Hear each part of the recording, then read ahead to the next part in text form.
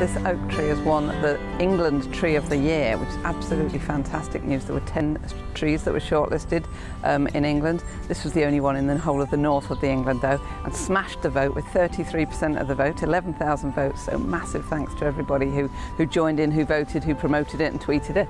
And it now goes forward as the Woodland Trust tree into Europe. So it goes forward to represent the whole of the UK, not just England, the whole of the UK in Europe. It is about 1,000 years, obviously we don't know exactly. It means it's older than the city itself, and there's all sorts of stories around it. People used to send the oak leaves off in letters to people who were away at war and stuff, because obviously it had a longevity, and they wanted to, hope people would come back alive and they would protect them. So it's got a fabulous history. Yes, it was apparently mentioned in the Doomsday Book. So loved by people of this area, that's obviously evident in the number of people who went out and voted, and people speaking to me in the street because they were so pleased that it was shortlisted.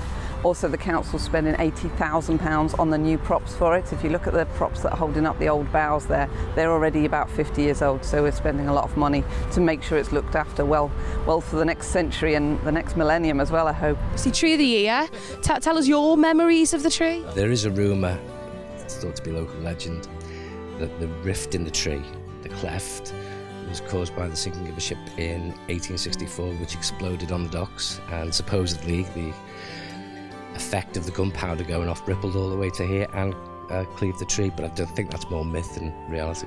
We used to bring the children here when they were young. They used to try and collect the acorns and everything out of this really ancient tree, and then obviously when we first came there wasn't a fence around it, but obviously now it's protected.